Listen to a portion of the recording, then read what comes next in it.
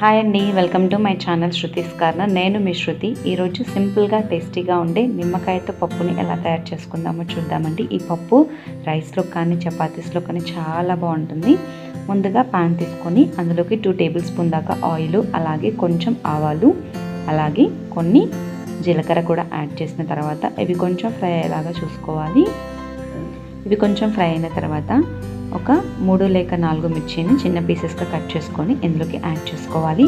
ఇవి కూడా కొంచెం ఫ్రై అయ్యేలాగా చూసుకోవాలి. తర్వాత ఇందులోకి ఒక ఆనియన్ని ఇలా పెద్దగా స్లైసెస్గా కట్ చేసుకొని ఇందులోకి యాడ్ చేసుకోవాలి. ఈ విధంగా యాడ్ చేసేసి ఇవి ఒక 2 నుంచి 3 నిమిషాల దాకా ఫ్రై అయ్యేలాగా చూసుకోవాలి. తర్వాత ఇందులోకి ఎండుమిర్చిని కూడా యాడ్ చేసుకోండి. అలాగే కొన్ని కర్రీ లీవ్స్ కూడా ఇందులోకి యాడ్ చేసుకోవాలి. ఈ విధంగా యాడ్ చేసేసి ఇవన్నీ కూడా కొంచెం ఫ్రై అయ్యేలాగా చూసుకోవాలి. తర్వాత మెయిన్గా ఇందులోకి 1/2 టేబుల్ స్పూన్ దాకా ఇంగువ, అలాగే ముందుగా కట్ చేసి పెట్టుకున్న కొత్తిమీరను కూడా ఇందులోకి యాడ్ చేసుకోవాలి. ఇవి కొంచెం ఫ్రై అయిన తర్వాత ఇందులోకి కొంచెం పసుపు కూడా యాడ్ చేసుకోవాలి. ఆనియన్స్ అనేవి కొంచెం పచ్చివాసన పోయేలాగా చూసుకోవాలి.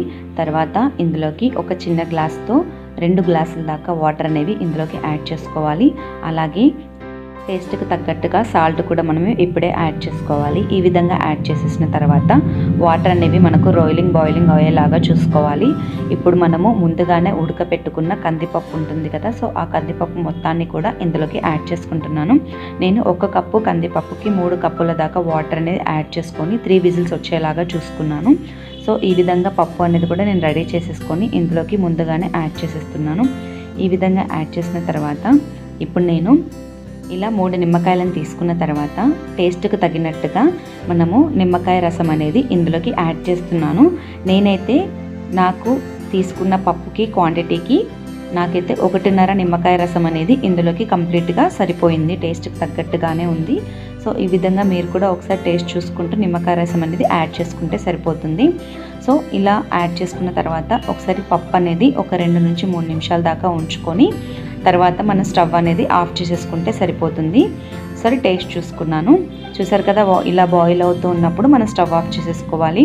ఇప్పుడు సర్వింగ్ బౌల్లోకి నేను సర్వ్ చేసేస్తున్నాను. చాలా ఈజీగా సింపుల్గా ఎంతో టేస్టీగా ఉండే నిమ్మకాయ పప్పు అనేది రెడీ అయిపోయింది.